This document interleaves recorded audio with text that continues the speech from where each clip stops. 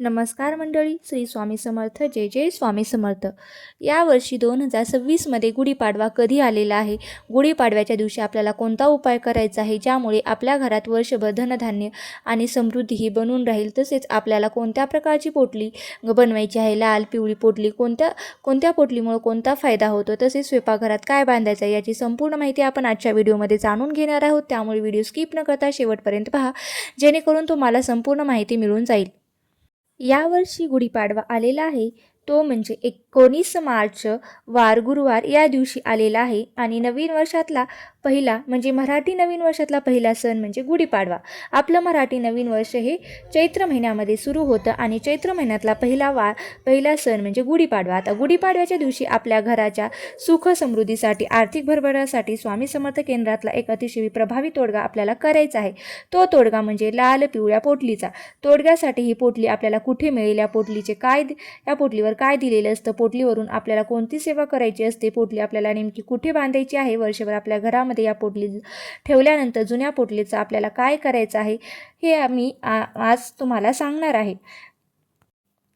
बघा, 2 प्रकारच्या पोटली असतात ज्या घरी आपल्याला आणायच्या आहेत. आता त्या पोटली जर तुम्हाला मिळाल्या नाहीत तर तुम्ही लाल किंवा पिवळ्या रंगाचं कापड घेतलं तरीही चालेल. आता हा उपाय आपल्याला गुढीपाडव्याच्या दिवशी करायचा आहे, कारण गुढीपाडव्यापासून आपलं नवीन वर्ष सुरू होतं. मगाशी मी म्हटलं तसं की मराठी नवीन वर्ष हे चैत्र महिन्यापासून सुरू होतं.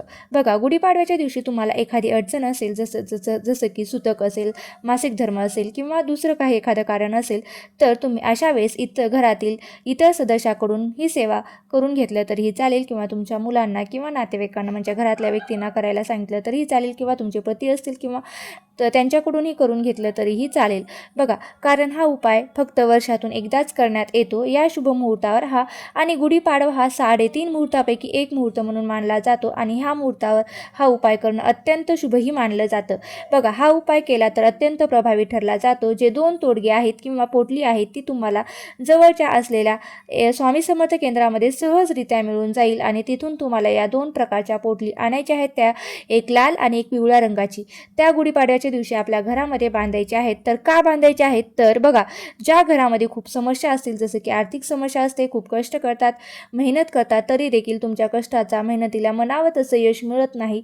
बघा, घरामध्ये आलेला पैसा फार काळ टिकून राहत नाही, तर घरामध्ये जी लक्ष्मी येते, पैसा येते, ती प्राप्त किंवा स्थिर राहण्यासाठी. यासोबतच जर घरामध्ये खूप आजारपण वाढलेलं असेल, घरामध्ये वारंवार संकटे विघ्न येत असतील, तर ही संकटे दूर व्हावीत म्हणून नवीन वर्षाच्या सुरुवातीलाच हे 2 प्रभावी तोडगे आपल्या घरामध्ये बांधल्यामुळे या संकटापासून तर आपलं रक्षणच होतात आणि स्वामी आपल्याला रक्षण करतात, आपले रक्षा करतात आणि त्यांची कृपादृष्टी ही सदैव आपल्यावर राहत असते. तर बघा, आता दुसरा आहे, तर एक करून काय करायचं आहे, तर या पोटलीमध्ये काय करायचं आहे तर जाणून घेऊया. बघा, 2 प्रकारच्या पोटल्या असतात, त्या लक्ष्मीकारक आहेत आणि धनधान्य प्राप्तिकारक पोटल्या आहे अशा मानल्या जातात. त्यामुळे अत्यंत प्रभावी या पोटल्या आहेत. नक्कीच तुम्ही गुढीपाडव्याच्या दिवशी पोटल्या घरामध्ये बांधा. आणि सगळ्यात आधी आपण या लाल रंगाची पोटलीचं काय करायचं आहे, तर बघा, मी तुम्हाला आधीच व्हिडिओमध्ये सांगितले आहे की 2 प्रकारच्या पोटली असणार, एक लाल आणि 2 पिवळ्या. मग आता लाल रंगाची जी पोटली आहे तर त्याचं काय करायचं आहे, तर बघा, पहिल्यांदा आपण लाल रंगाच्या पोटलीबद्दल जाणून घेऊया. बघा, यामध्ये हिरडा आणि यासोबतच 3 इंच वडाच्या झाडाची मुळे आणि 2 वस्तू या लाल पोटलीमध्ये असतात आणि एक रंगोरी एक असते.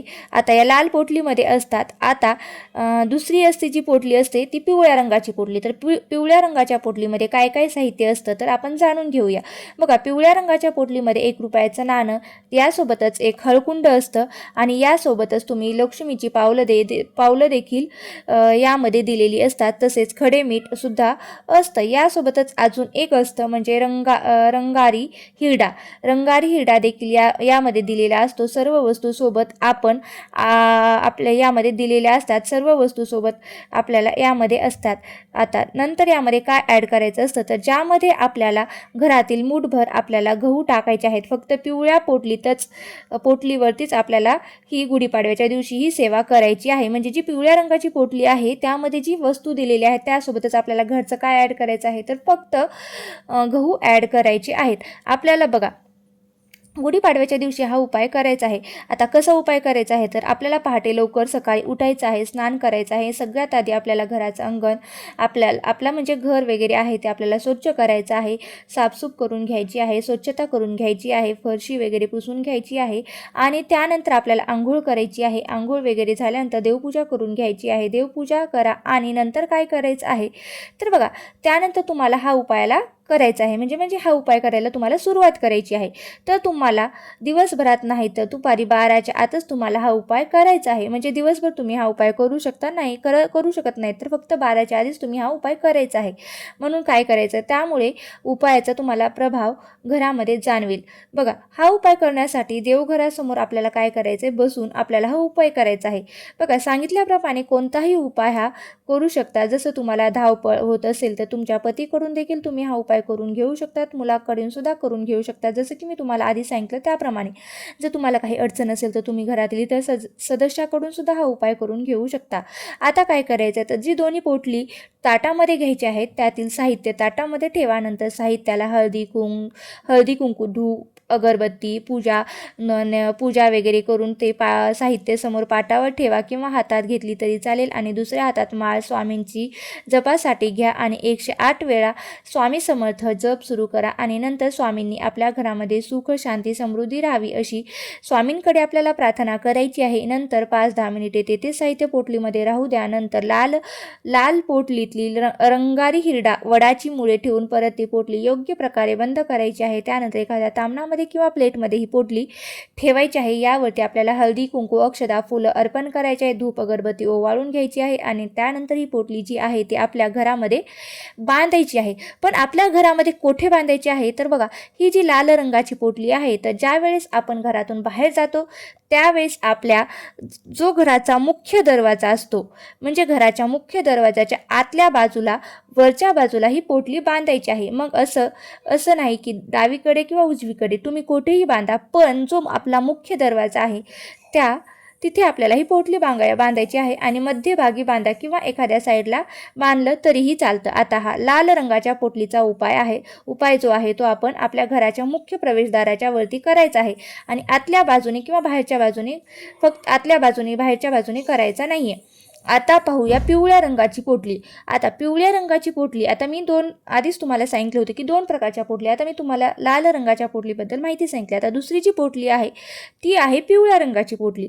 तर बघा, पिवळ्या रंगाची पोटली हा जो तोडगा आहे तो कुठे बांधायचा आहे तर या पिवळ्या रंगाच्या पोटलीमध्ये सर्व वस्तूमध्ये हळकुंड, मूठभर गहू, 1 रुपयाचे नाणे, तांब्याची लक्ष्मीची पावले, रंगारी हिरडा आणि खडे मीठ हे सगळं टाकायचं आहे आणि पंचोपचार पद्धतीने पूजा करायची आहे. जशी आपण लाल रंगाच्या पोटलीची पूजा केलेली आहे अगदी तशाच पद्धतीने ही पूजा सुद्धा करायची आहे.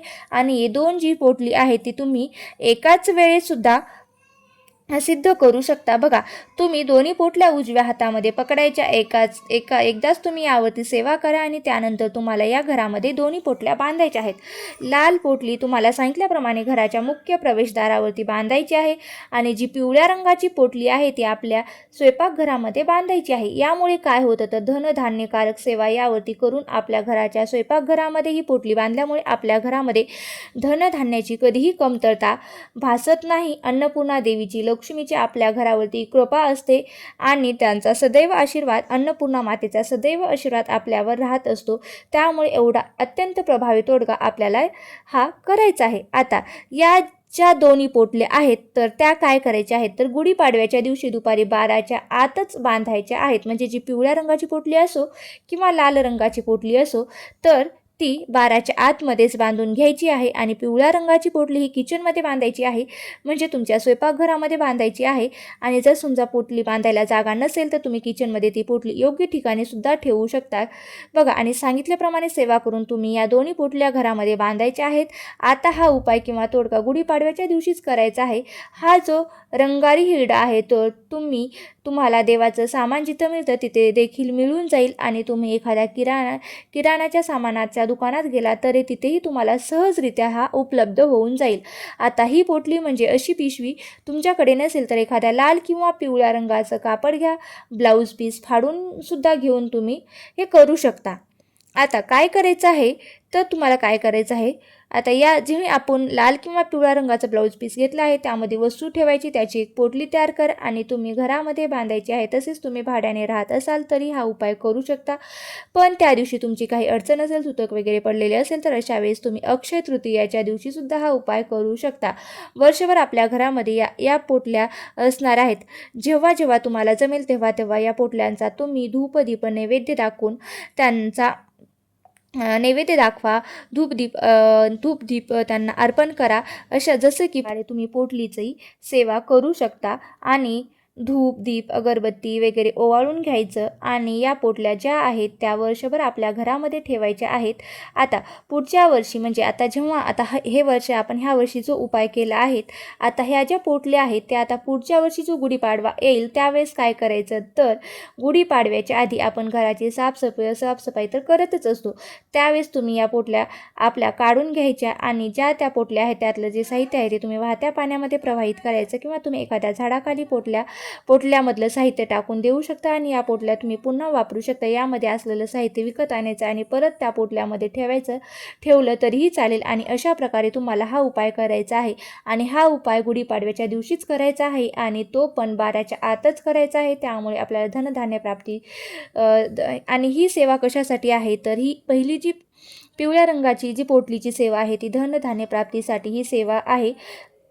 म्हणजे धनधान्य प्राप्तीची सेवा करून ही पिवळी पोटली स्वयंपाकघरात बांधायची आहे आणि लाल रंगाची पोटली ही आपल्या घराच्या संरक्षणासाठी, आर्थिक प्रगतीसाठी आणि आपल्या घरावर येणाऱ्या संकटांचे निवारण होण्यासाठी, मुलांच्या प्रगतीसाठी मुख्य प्रवेशद्वारावर आपल्याला ही पोटली बांधायची आहे. तुम्हाला ही माहिती कशी वाटली नक्की मला कमेंट करून सांगा. जर ही माहिती आवडली असेल तर नक्कीच लाईक करा आणि आवडली असेल तर नक्की लाईक करा आणि तुम्हाला हा जर माहिती आवडली असेल तर हा व्हिडिओ शेअर करा, जास्तीत जास्त शेअर करा, तुमच्या मित्रपरिवारापर्यंत शेअर करा आणि असेच नवनवीन व्हिडिओ पाहण्यासाठी माझ्या या चॅनलला नक्की सबस्क्राईब करा आणि व्हिडिओ जर आवडला असेल तर नक्की लाईक करा, शेअर करा आणि चॅनलवरती नवीन असाल तर सबस्क्राईब करायला विसरू नका. श्री स्वामी समर्थ. जय जय स्वामी समर्थ.